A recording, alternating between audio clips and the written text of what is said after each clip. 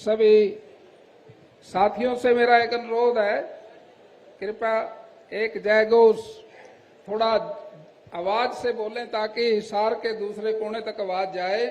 भाई आज हिसार यूनिवर्सिटी के अंदर कृषि मेला रबी फसल के लिए लगा हुआ है, तो मेरी आपसे अनुरोध है जोर से बोलेंगे भारत माता की। भाई यार आवाज थोड़ी कम लगी, थोड़ा और जोर का बोलो। 11,000 वोल्टेज का करंट आना चाहिए। भारत माता की। वाह भी वाह, धन्यवाद। साथियों, माननीय मुख्यमंत्री जी हरियाणा प्रदेश नैब सिंह सैनी जी, हमारे साथ में बैठे मंत्री जी के गंगवा जी, सम्मानित सभी विधायकगण, सम्मानित मंच और किसान भाइयों, पत्रकार साथियों, छायाकार साथियों, सभी जो मेले में आए हुए हैं, सभी मैं हृदय से उनका सम्मान करता हूं। लेकिन जो आज का मेला है ना, ये रबी फसल के लिए है। अब हमारे यहाँ खरीफ रबी ये शब्द ऐसे हैं, आम देहाती की समझ से थोड़ा थोड़ा कोई समझे।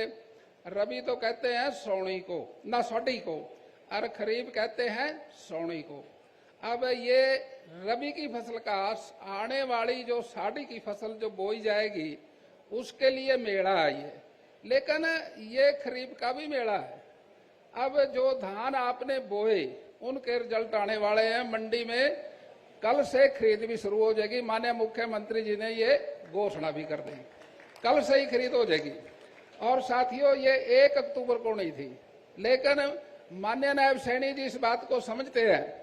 हमारे किसानों ने, किसी ने आलू लगाना, किसी ने कुछ करना, वो फसल थोड़ा एडवांस में बोल लेते हैं, चाहे उसको नुकसान हो या फायदा हो, बोते जरूर है, वो भी बिक जाए टाइम से।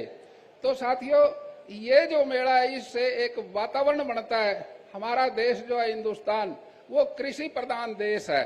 साथियों, मेरे कहने से नहीं, ये सदियों से है, क्योंकि दुनिया के अंदर अगर 100 एकड़ समतल है तो उसमें 30 एकड़ हिंदुस्तान के पास है।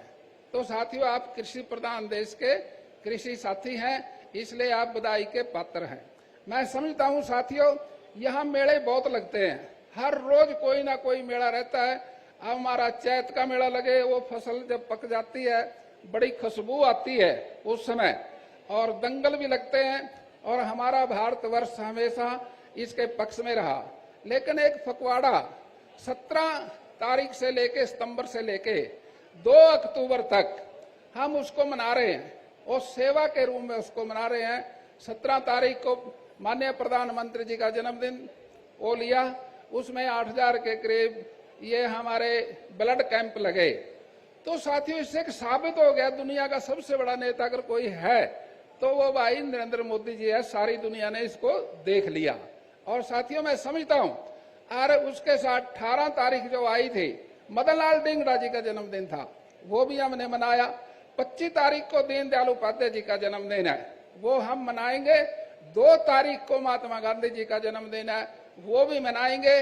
और साथियों, आज हम कृषि के लिए इकट्ठे हुए हैं। हमारे यहाँ 750 गांव में दौरे करेंगे हम, हर जिले के अंदर हर रोज 2-2 गांव करेंगे। और साथियों, उनके अंदर ये प्रचार करेंगे, भाई हमारी खेती कैसे उन्नत हो। और हम जो खेती करते हैं वो 3 तरह की है। एक तो रासायनिक खेती है जिसमें DAP, यूरिया, पेस्टिसाइड, और साथियों एक जैविक खेती है जिसमें हम केंचुए से गोबर का खाद बनाकर उसको यूज करते हैं। एक प्रकृति खेती है, और प्रकृति खेती के साथियों कुछ नहीं करना, वो तो कुदरत के हिसाब से हो जाती है। उसके लिए एक देसी गाय की जरूरत पड़ेगी। वो माननीय हमारे मुख्यमंत्री जी ने गाय पे 30,000 की सब्सिडी दे दी, और 4 ड्राम चाहिए उसके लिए 4,000 रुपये दे दिए। साथियों, इतनी बढ़िया खेती है ये, और इसलिए है कि आपके बच्चों के लिए आपका जीवन सुरक्षित रहेगा। क्योंकि रासायनिक खेती से साथियों जमीन के अंदर जहरीलापन पैदा हुआ और अनाज के अंदर आ गया। अनाज हम खाते हैं, सब्जी खाते हैं, कैंसर की बीमारी होगी। अब साथियों 2040 तक की रिपोर्ट आ रही है, हर घर के अंदर कैंसर के मरीज हो जाएंगे अगर इसी तरह से खेती होती रही। तो अगर आपने ट्रेंड बदल लिया तो बच सकते हैं। और साथियों, इसलिए देश के प्रधानमंत्री जी ने ये कृषि पखवाड़ा मनाने के लिए हमारे को निर्देश दिए। हम 750 गांव में जाएंगे, ये प्रचार करेंगे कि गांव-गांव में समझाएंगे हमारा कृषि जो क्षेत्र है वो उसके अंदर 4 महकमे आते हैं, खेती का, बागवानी का और साथियों उसके साथ मच्छी पालन और उसके साथ पशुपालन। हमारा हरियाणा पूरे देश में चारों में सबसे आगे है। अब आप कहोगे कैसे?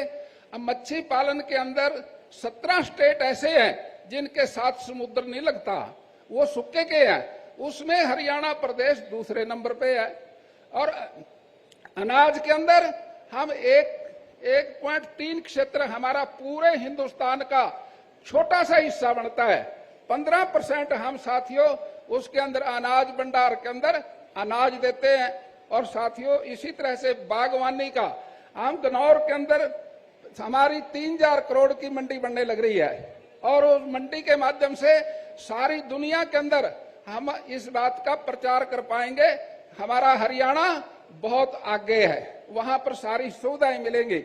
और साथियों पशुओं में तो हमारी मुर्रा नस्ल और साहिवाल गाय कोई दुनिया के अंदर कोई मुकाबला नहीं है। हम अपने पशुओं को पालकर साथियों सबसे आगे निकल सकते हैं। ये इस मेले से हमारे को काफी ज्ञान मिलेगा बीजों का। और यहाँ पर जो आप आए हो, स्टॉल देखे आपने, गेहूं का बीज, सरसों का बीज, चने का बीज, मसरी का बीज, ये साथियों इससे आपको सुविधा मिलेगी।